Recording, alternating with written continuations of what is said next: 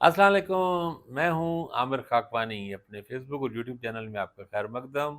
अमरीकी सफ़ीर की बड़ी अहम मुलाकात हुई है चीफ इलेक्शन कमिश्नर से भी, अब निगरान वज़ीर-ए-आज़म मुबारक काकड़ से भी। इन मुलाकातों में क्या हुआ है, ख़ास तौर पे इलेक्शन कमीशन के हवाले से मुलाकात, इलेक्शन कमिश्नर के हवाले से मुलाकात इम्पॉर्टेंट है कि उसमें वो चीज़ें डिस्कस हुई हैं और कुछ बयान भी उनकी तरफ से, तो एक प्रेस रिलीज़ भी बाद में जारी की गई अमरीका की तरफ से। उससे अंदाज़ा होता है कि पीटीआई के लिए क्या सूरत-हाल बननी है।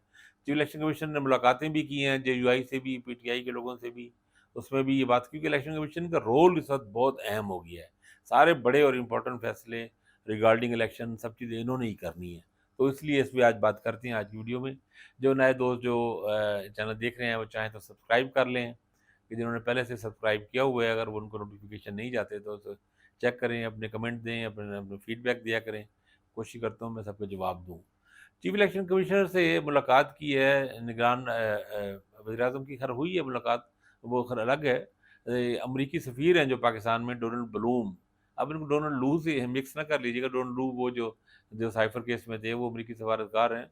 ये पाकिस्तान में सफ़ीर हैं अमरीका के, डोनाल्ड ब्लूम।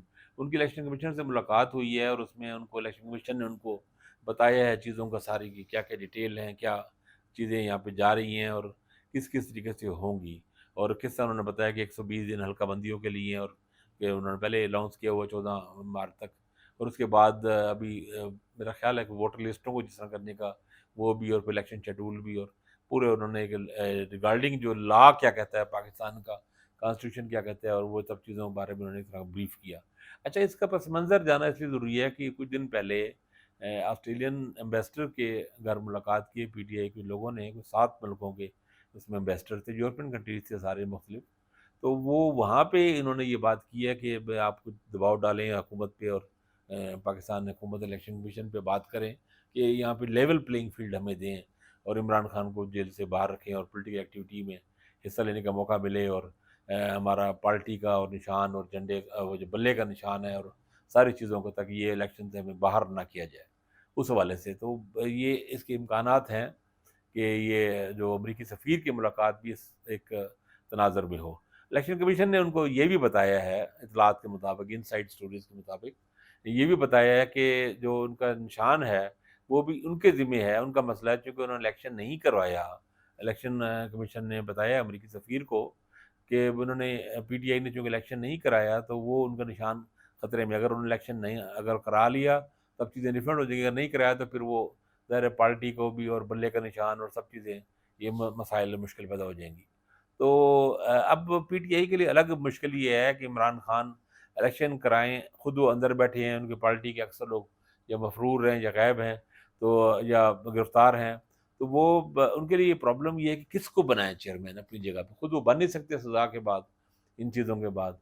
तो ये एक बड़ा मसला है, और वैसे अब मुझे समझ आई है, पहले भी ज़ाहिर अंदाज़ा था, लेकिन अब जो हालात ऐसे बने, अंदाज़ा हुआ है कि भुट्टो साहब ने क्यों बेगम नुसरत भुट्टो को पार्टी चेयरमैन बनाया, या वली खान साहब ने अपनी अहलिया को क्यों बनाया, अ, नसीब अली खान को।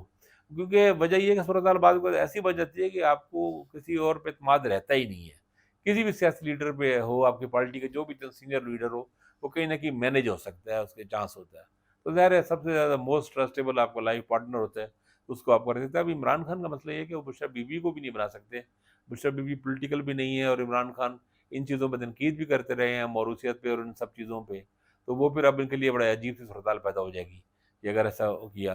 तो ख़ैर बहरहाल ये अच्छा, फिर बाद में उन्होंने जो अमरीकी सफ़ीर का जो एलामिया उनकी तरफ से आया है, जिसमें उन्होंने कहा कि हम पाकिस्तानी कानून के, हम फेयर एंड फ्री इलेक्शन के हामी हैं, तो पाकिस्तानी कानून के मुताबिक, उससे मेरा ख़्याल है अब चीज़ें इतनी आसान नहीं रही।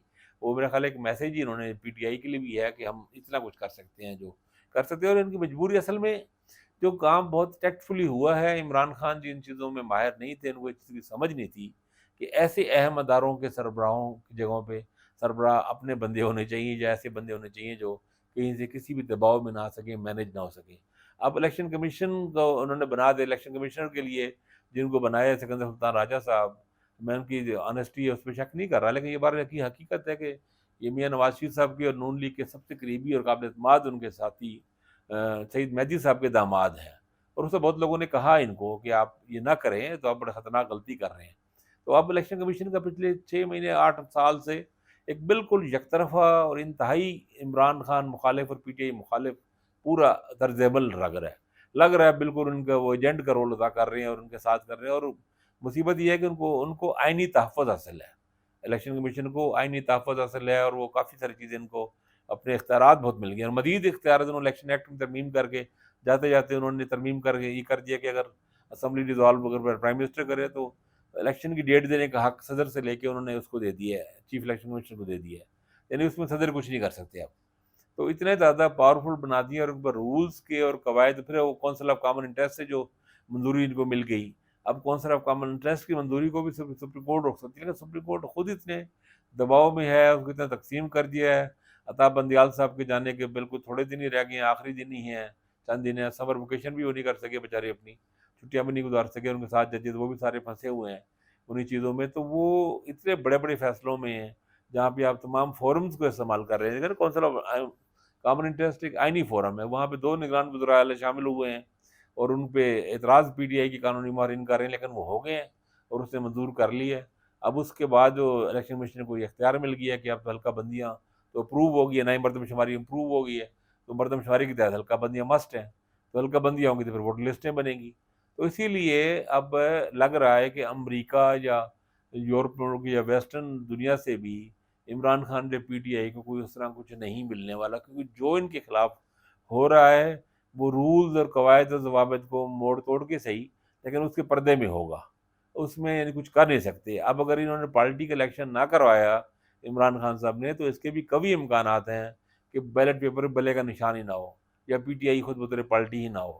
اگر یہ نہ ہوا تو یہ بہت نقصان ہوگا. عمران خان کا مسئلہ یہ ہے کہ ابھی اب ان کے پاس بندے سارے بچے نہیں ہیں کوئی قابل اعتماد جس سے وہ مشورہ کر سکے.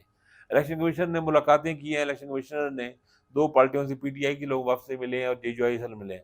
پی ٹی آئی میں مسئلہ یہ ہے کہ ان کے پاس 4 لوگ ملے ہیں، ان میں سے 3 وکیل تھے، علی ظفر بھی تھے اور دوسرے وکیل دوسرے وکیل صاحبان بھی تھے، اور چوتھے جو علی محمد خان جو ویڈیو لنک پہ شامل ہوئے. علی محمد خان بھی اس لیے کہ ابھی ان کو بیل ملی ہوئی ہے، کل کو پھر دوبارہ علی محمد خان کو پکڑ لیں گے تو وہ بیچارے بھی اندر ہو جائیں گے. تو انہوں نے تو مطالبے کیے ہیں وہ ادارے، لیکن ظاہر ہے ان مطالبوں کو الیکشن کمیشن نے کیا دیکھنا ہے، پہلے کیا دیکھنا ہے. جے جو آئی نے البتہ مطالبہ انہوں نے وہی کیا ہے جو پی ٹی آئی کے خلاف جاتا ہے، ان کو سوٹ کرتا ہے، کیونکہ کے پی میں جو صورتحال ہے وہ تو اگر اس وقت الیکشن ہو جائے تو جے یو آئی کو بہت نقصان ہوگا. تو انہوں نے کہا جی ووٹر لسٹوں بھی دوبارہ بننی چاہیے، یہ حلقہ بندیاں ہوں، اس کے بعد ووٹر لسٹیں دوبارہ بنے، اس کے بعد پھر شیڈول ہو جائے. مقصد ہے مئی جو ان کی کہانی، مئی کی کہانی ہے اس حساب سے.